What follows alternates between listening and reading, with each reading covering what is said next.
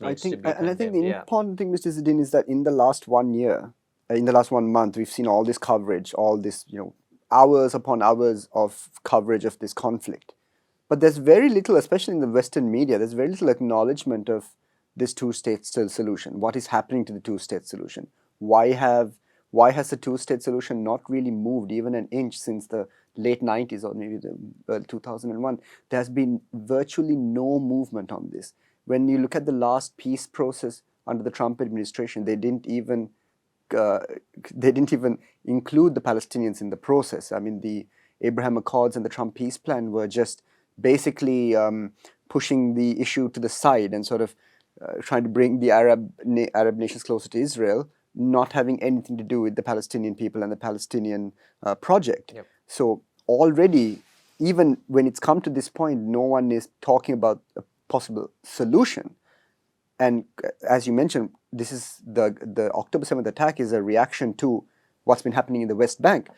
In fact, the government has been disarming some of the people at the Gaza border and giving those arms to people, to civilians in the West Bank, because the uprisings are there due to the expansion of settlements. With all this happening, I still see the world's media sort of now considering the issues that are happening at the border with Lebanon. There are issues that there are attacks on American soldiers in Syria, and we know that the U.S. foreign policy has this conflict with Iran, the Cold War of sorts, which they're trying, which has been sort of, especially with the Trump assassination of Qasem Soleimani. I think that was a major impact on this. Already the shift in focus is away from a solution for the Palestinian people, and they're looking at more regional worries and rivalries and strategic imperatives. So it seems that even in the midst of this conflict, we are not concentrating on a solution to the main problem here. A solution, as you ask me, to be frank, I think there won't be a solution to this problem. This two-state solution is just a cover-up for Israelis to continue their expansion. Israel is an expansionist state.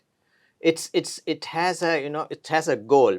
It does not have a proper borders, a defined borders. There's something called the Zionist leaders have devised a term called Eretz Israel, which means the greater Great Israel, Israel. and it expands from Nile to the Euphrates in Iraq, so Nile in Egypt. So it's a huge, based on a claim in the Bible, like say there was a Jewish kingdom. Yes, okay, there was a Jewish kingdom The actually. land of Yeah, Israel. some say it lasted for about 400 to 500 years. But some scholars says the proper kingdom existed only for about 77 years. And there was not only Jews, and before Jews, the Canaanites, the Hittites, the Jebusites, the Hivites. So the Amaleks, so that Netanyahu referred to the Palestinians as Amaleks. Referring to this in Samuel 15 in Bible, they say go and kill the man and woman and the babies and the suckling and the cows and the camels and the donkeys and everything. Total genocide. So that particular, there are people living those verses in Deuteronomy and in Samuel, and talks about other people living side by side, even during the 2,500 years back, during the time of Jesus. There were people, not only the Jews, there were Romans, there were Samaritans, there were so many. I mean, the Samaritans are part of in an outcast group of the Judaism. So there are so many people living side by side. It had been, till Israel was set up in 1948. It has been when in 1948, when Balfour Declaration was made by the United Kingdom in 1917, the Jews were just about 4 to 6% of the population, and by 1947, when the United Nations, through its 181 says resolution, United Nations General Assembly resolution, divided Palestine, giving 55% of the Palestinian land to the 30% Jewish population and 45% of the land to the 70% Arab population in the most unfair division. Obviously the Palestinians and the Arabs did not accept that. Even they rejected the Peel Commission division, giving more to the Palestinians, because they said, this is, we can live, everyone, Israelis, Jews, the Palestinians, and everyone can live side by side. But the Zionists did not want that. That is why in 1948, when Israel was about to issue its independence, something called a Naqba took place. Yes. About 250,000 Palestinians were expelled from their villages. They were massacred before that. They were, for instance, in a village called Deir Yassin. The Palestinian men, women, and children were brought in, about hundreds of them, and they were sprayed with machine guns or whatever the guns they had at that time. They were killed, and then the others were told, this is, you want this to happen to you, or would you like to leave? So most of them, 750, I think the pictures are still available, in the YouTube and in the social media and in libraries. So those are the, most of them came to this Gaza Strip, and they have been living as refugees for generations. Some of them are in Lebanon, some of them are in Jordan. So this the division, in every war, in 1948 war, 67 war, Israel captured more and more. And now at the moment, the Palestinians have just 16 or 17% of the total land they had in 1947, just before the Israel was created. So this is the two-state solution does not happen. The Palestinians were willing to, at one point saying, okay, let's make it a one-state solution. Believe everybody, Palestinians, Israel. In 1974, the PLO had a proposal saying that, let's have a open state for everybody. So, but it in a democratic state, so everyone will have equal rights in parliament, and but Israel does not want, because they know that they will be outnumbered. And the thing is that about millions of Palestinians are living as refugees outside Palestine, and they have their right to return is also an issue. Denied. They still hold on the day of Naqba on May 14.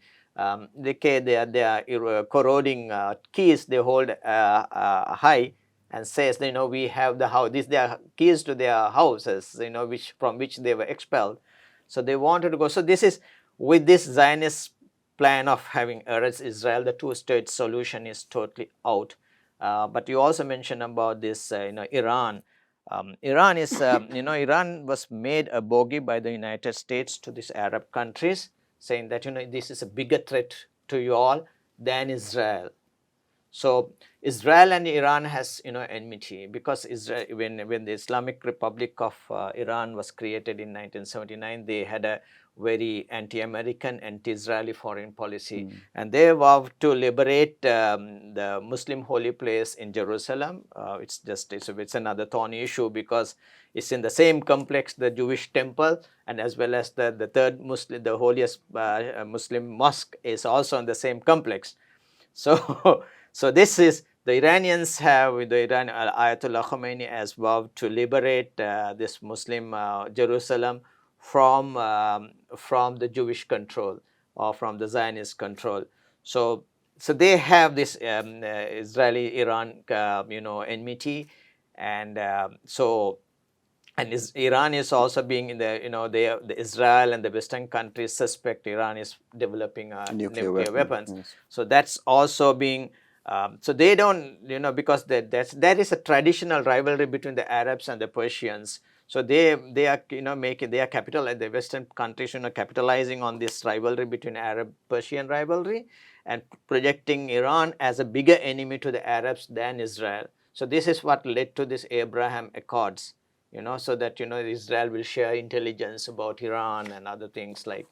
So this, unfortunately, but things are happening differently a little bit, with the Chinese intervention, by making peace between Iran and Saudi Arabia, and following that, Saudis were also holding talks with the Houthi rebels in Yemen. So that moment is also happening on that side. And the Americans are putting more pressure on Saudi Arabia to to sign the normalized ties with Israel, another Abraham Accord, like which Bahrain and United Arab Emirates and Moroccans and the Sudanese have signed. So this is a bit of a complex picture.